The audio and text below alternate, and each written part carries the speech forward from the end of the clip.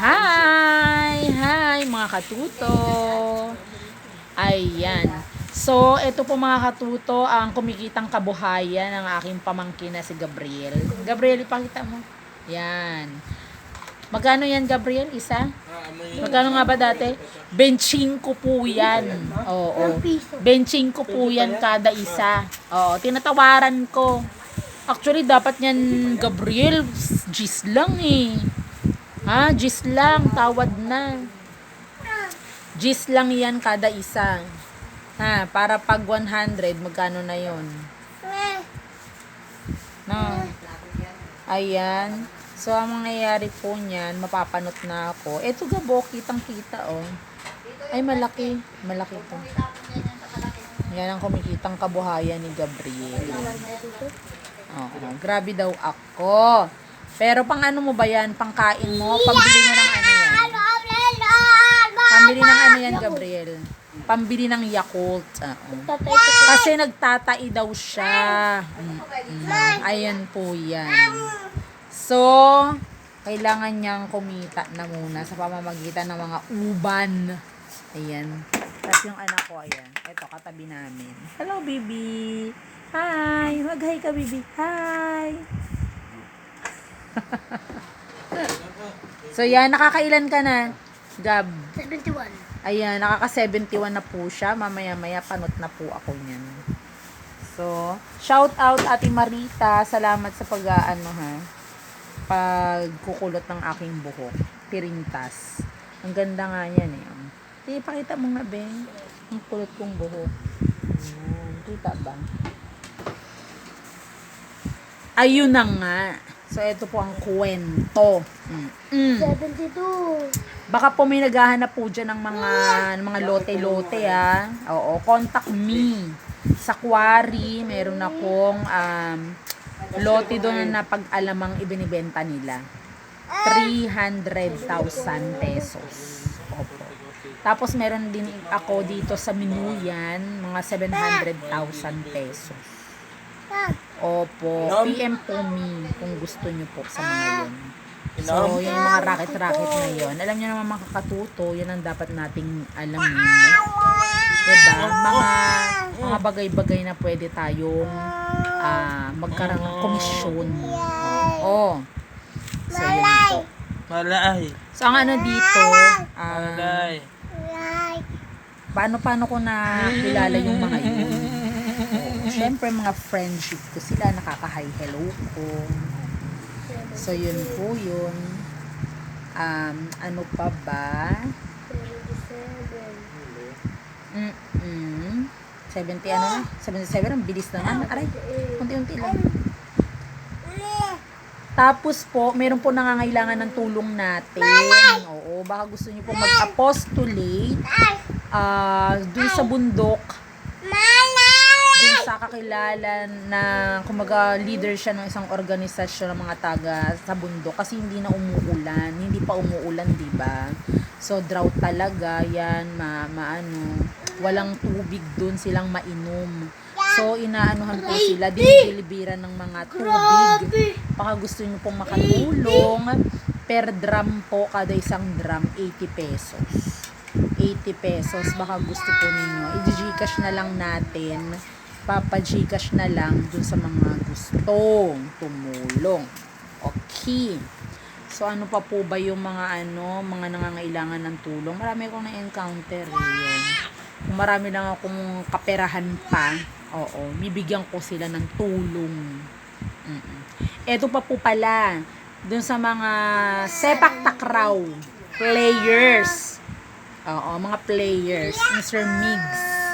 Mig Salvador. Ayan.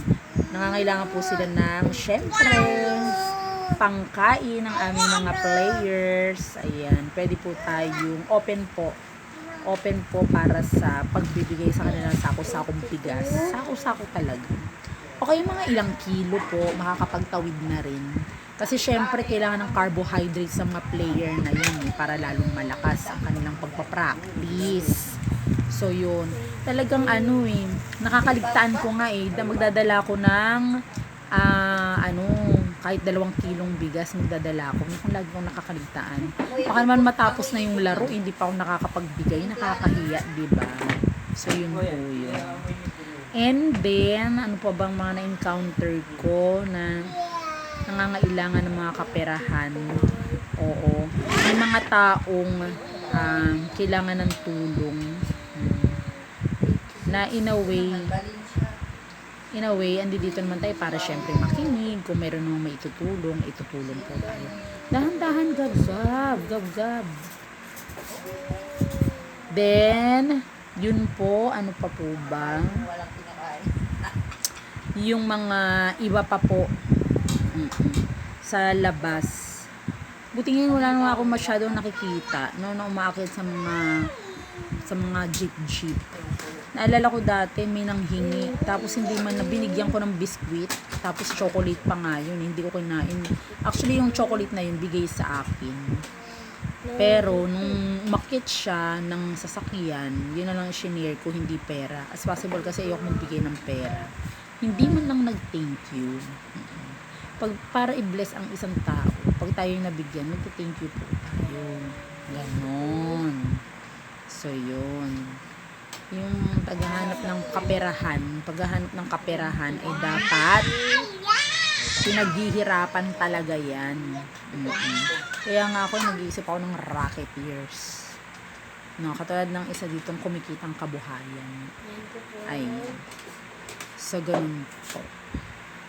Tiyaga. Ano na yan? 95 na. Ako, 5 na lang pala. Oh, dahan-dahan. Ngayon, pwede din naman po para makaraket. Kahit sa pagkain lang pwede naman pong libreng gumawa sa mga kamag-anak, sa mga kaibigan. Tapos, pamimeriendahin na lang tayo. Oh, naranasan ko po yan na wala silang pambayad, ganun. Yun yung talento ko sa pagdadamo. Nagdadamo ko ng paligid. O pagkatapos kong makapagdamo, binigyan ako ng isang shorts, tapos pinakain ako. Tapos banding kwento. O, edi nakabanding ko sila. Tapos, nalaman ko yung bahay nila. Tapos, pag may mga kailangan ko ng pera, nakakautang ako, nakakahiram ako. So, yun. Sige pa, Gab. Yung, bonus mo naman ako ng 5. Oo, 5 lang. Sige na. Kalbo na ako. Hindi, dito lang yung 3. Ay, yung bonus na 5. Ayaw mo siya. So, ganun po. Hindi po laging kikilos. Kikilos lang kasi may bayad. Hindi po ganun. Pwede po tayong kumilos. Tapos, tayo, kahit mag-thank you lang muna ngayong araw na ito. Tapos, hindi natin, tapos wag na tayong mag-expect na magbibigay sila or what. Pero, ang kabayaran nun, masobra pa po. Kumbaga, tumulong tayo ng walang expectation. Magmamagic na lang ang Lord na, ibibigay sa atin yan. Na blessing na sobra-sobra pa sa ating kinakailangan. So, yun. Kaya si Gabriel, yung 5 bonus, Gab. Sige na, go na. Ayan po. So, kasi ang pinakaano ngayong mga katuto ay kaperahan. Ba? Pero, porkit nangangailangan tayo ng pera, puro yun ang iisipin natin. Abay, wag naman. Lagi lang tayo nakahiga, tapos iisipin yung pera. Hindi pera ang lalapit sa atin, kundi tayo ang maghahanap ng pera. Ayan. So, yun po yun. Yun ang gagawin natin. Kaya nga ako, nag-vlog po ako. Actually, nahihiya akong mag-vlog Pero, dahil yan ang labanan ngayon, sa panahon natin ngayon, ang pangit naman, hindi naman sa pag-gaano may magbablog, puro mura lang ang ginagawa at puro pagpapansin lang, huwag naman ganun. Kasi mga kabataan katulad nito, matututunan yung mga ganun. 10-5 na ta. 10-5 na ba? Bakit 10-5? Baka 105. Hindi 10-5. 105. O yun. Okay, so 105 na. ang ano neto, nakanood ako nung kay Doc Willie Ong. Tapos, itinuro niya yung, sinunod ko lang kung paano mag-open ng YouTube. Opo, naalala ko talaga yun eh. Sabi ko, kung gusto ko talaga nire-replay ko hanggang sa yung step by step na yun isinulat ko. Tapos sinunod ko. Ayan, nagkaroon ako ng YouTube account. Ayan. Salamat, Dr. Willie Ong, sa iyo. Tapos, nagkaroon akong confident, ganyan-ganyan, na magka-YouTube. Isa pa, na magkaroon ng mga content na ganito sa umpisa, yung kahit wala lang nanonood, ganyan-ganyan. Basta, ang focus ko kasi, maituro yung abakada.